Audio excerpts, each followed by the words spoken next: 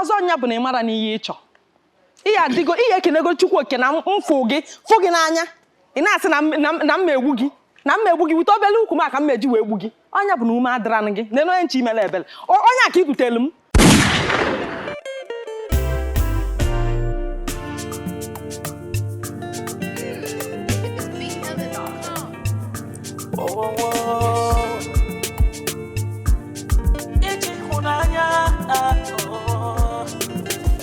My brother to get love is just no daisy. Una fugo na true love she rike. Sister to get love is just no daisy. Oh, what ya no kanije? Ije Ihunanya, Ije Ihunanya, Ije Ihunanya, Ije Ihunanya. Oh, Ije Ihunanya.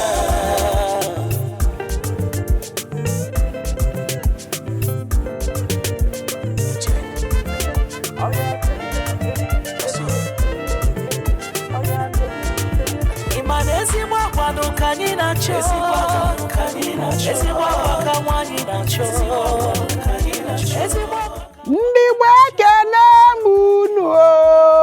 oyi ụmụ Igbo ekene m unu ụmụnne m ife anyị nọ n'ime bụ Ije Ihunanya nke Ichaka Studios na-eweta. Anyị nwa nọ na YouTube, Facebook, Instagram na TikTok. Ife anyị na-eweta bụ ụmụ nwoke na ụmụ nwanyị ndị na-avụrọ di ma ọ bụ ndị na-avụrọ nwunye vabịa n'Ije Ihunanya fa nweta di ma nwetakwa nwunye. Nya bụ onye ọbụla sonyela anyị gbakwala n'ijeve na YouTube anyị o Ichaka Studios ka unu sonyela anyị na ya. Onye ọbụla chọkwa alụnụ ka ọ kpọta anyị akpọta na anya n'ive onyonyo ịya avụ akala ekwentị anyị ịkpọrọ anyị aiza gị anyị edeelu gị mbọsị ịya abịa eme gị njikọ ịbụrụ nwoke ejikọ gị na nwaanyị ịbụrụ nwaanyị ejikọ gị na nwoke. Chetakwanụ Ije Ihunanya nke Ichaka Studios na-eweta. Anyị nozukwa n'ebe niile na social media. Dejeniri nne ndị be anyị baalụnị n'Ije Ihunanya nke Ichaka Studios na-eweta. Ije Ihunanya bụ ibe adị achọta di na nwunye. Unu biko na-esonyelu na anyị na YouTube, Instagram, Facebook na TikTok. Ichaka Studios. Akala unu ya eji na-enweta anyị bụ nya na-aga n'ive onyonyo onwe. Nya bụ ọ bụrụ ịchọrọ isonyela anyị ka abịa gosi chọta di ma ka ịbịa chọta nwunye ịkpọ akala ekwentị ya na-egosi n'ive onyonyo kịta. Site n'aka nri m bụ nwa agbọghọ chara acha. Ada anyị gwakana anyị ava gị na ava obodo gị na ụdị nwoke ị chọrọ. Afa m bụ nwa bụ eze Rachel Osisochukwu. Abụ m onye Nigbo na Anambra steeti. Ụdị nwoke nchọ bụ nwoke maara Chineke o, nwoke maara nnọọ Chukwu, nwee ezigbo obi ya enete m anya. Nwoke topukwala etopu, dị oji, dị caring nke ndị oyibo kpọrọ ya na-enye amalụ na-ete nwaanyị anya ọfụma. Nwoke na-enwekwa mmụọ ndidi. Ihe nchọ bụ nwoke nwe mmụọ ndidi. Ihe ọbụla mme ọgbayarụ m nwe ama mbukwu n'obi imi ajị ihe. Nwoke ya ihe nye m mgbe ọ na-agụ m. Ya na nwoke jikwa ego. Nwoke ji ego maka ekwuchi ihe niile ekwukwa okwu ego. Ọkwa ego nwe ụba. Ọkwa ego bụ ihe niile o. Ị na-ekwu na nwoke ya enete gị anya mụnwa na-abụkwa ya na nwoke tọtụlụ gị bụ okenye nwa obele eduye gị nye ọja adịkwa gị mma ma ya nete gị anya ọfụma nunu ọ ya adị gị mma ọ ndị okenye asef bụ ndị ka mma nje nna anyị ukwu anyị atụọkwa na akwụ ọra gị ọzọ kedu ava gị gbakana anyị ava gị ka ị gbakwuo anyị ụdịrị nwaanyị ị chọrọ afa m bụ Elias Ude Igbo na-ekwu ọzọ ife mere mma na-adaba nke dị n'ụzọ 1 local gọọmenti nke Enugu steeti abụ m onye ọrụ ugbo na-alụsi ihe ike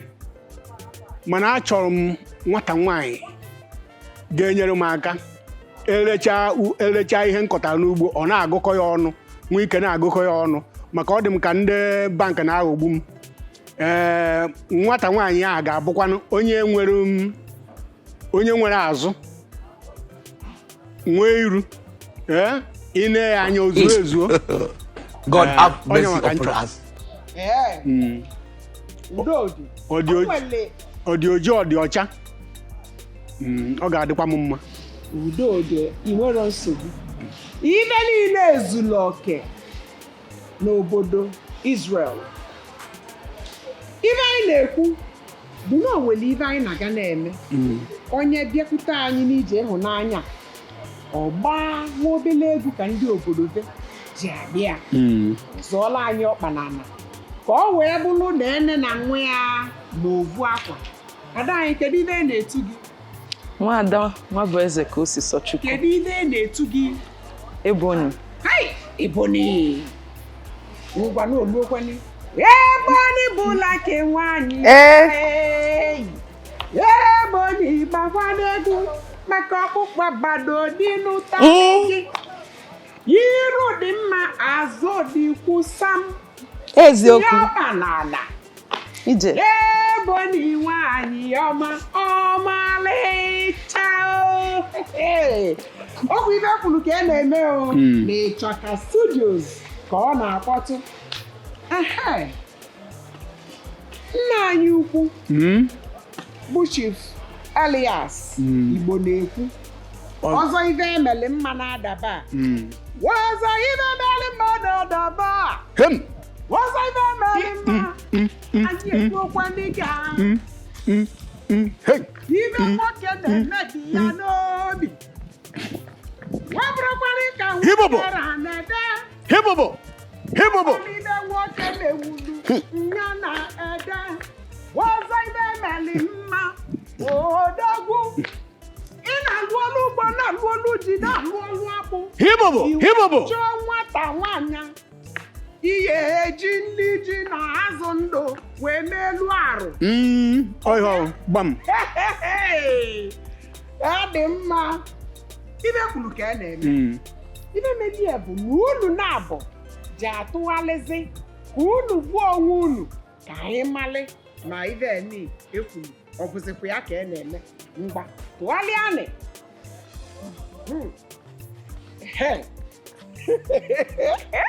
mmanwụ apụọ ọzọ ibe emele mma mmanwụ pụrụ apụ ngwa gbakana anyị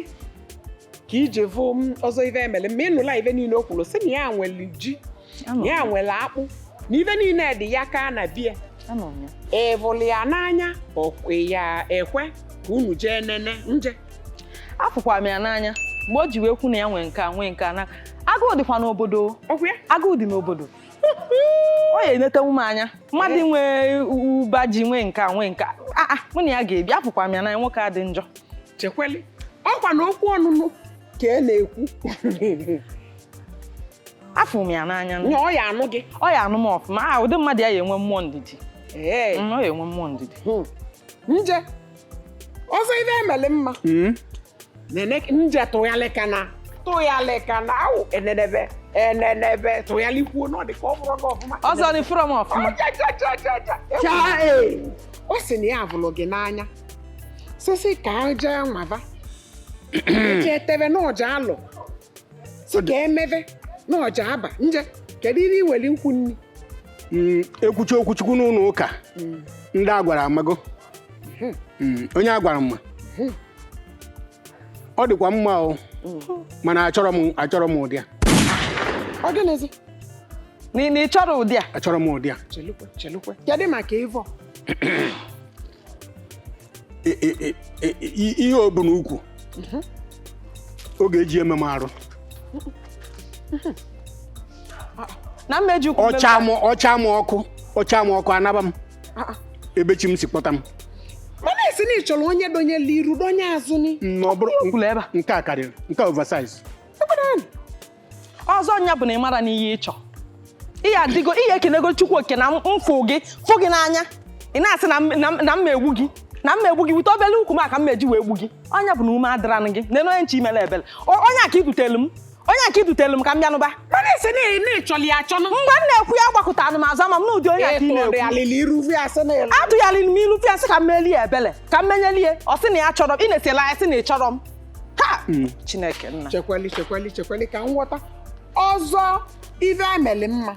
isi na ịvụrụ nwa agbọghọ nwa avụlụ gị n'anya isi na ịvụrụ ya n'anya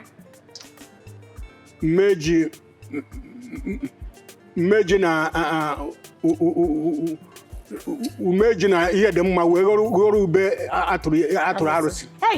akị ama nlu na ube atụrụ alụsị rapụ onye ọmali ihe ọ chọ onwe dị mgbe ọ ya na-afụ ube atụrụ alụsị mana ọma akị ama nlu nwunye ọmali ihe ọ chọ chekweli unu ewokwe n'iwo ọzọ ive emeli mma ịbịawo na Ichaka Studios mbụ edue gị nwa agbọghọ isi na ọkalịlị gị edutekwuolu gị onye gbadanata esikwa na ovu nwe kalịlị gị anya aja anyalị gị ike n'ọkụ a ga na-eje n'ubi ji a na-aka etu a ka a ga-esi emegide enweta onye m chọrọ naanị ka ya abịa ọzọ ka ị na-ekwu m ga-abịa ọzọ ihe atọ na-abịa ọ taa ka ọ bịa ebe ihe atọ na-abịa anya na-eje n'ubi ka ji n'aka na-eyi ị na-agbada a na-eje n'ubi ka ji n'aka ị na-agbada nekweghị na-eyi anyị a na-esere okwu ije ka anyị mechizie n'ike maka na-ese okwu maka naanị o jifu nwa agbọghọbịa dị ka m sị na ọ chọrọ m nene chiche nnọọ ihe Chineke kwara aka wee kesị na ịmadị ihe ị chọrọ total package mpa anyị ịmadị ihe ị chọ dịka ndulu gị nnọọ na-abịa nna m si anọ gị nwa ka nchọta ya anụ m amadị m mgbe njikọ ibe nkọ Uju kwuo biko ka nsị ebe a pụọ nkwe na anya ngwa ka anyị jee chọtala gị onye ọzọ chọ na ya achọtakwunu gị mmadụ nke gị biko chọta m onye dịka mmadụ otu ọ dị kịta achọ m ọbala dị ọkụ ka ihe onye a ga-emenwu m n'ihe ọgba n'ọkpa ka ihe ọ ga-emenwu m ị na-enwe ọba ji na-enwe ọba ede ị chọrọ ngwanụ m nwakwu achọrọ m ngwa njejebezienụ ndị be anyị ọkwanụ n'ibe ka anyị na-eweta Ije Ihunanya nke Ichaka Studios na-ewepụta n'isi njedebe bikoni sonyelu na anyị maka ndị chọlụ di ma ọ bụ nwunye akala ekwentị anụnwa na-egosi n'ive onyonyo a nya ka unu ya akpọ wee tinye unu n'ive a na-eme unu bịa na Ichaka Studios chọta di ma chọtakwa nwunye deje niri nne Igbo ndị ọma na-ege ntị aha m bụ ezigbote nwaada Nwabueze Rachel Kosisochukwu ebutere m unu ihe onyonyo nke a na-akpọ Ije Ihunanya nke na-egosikwa na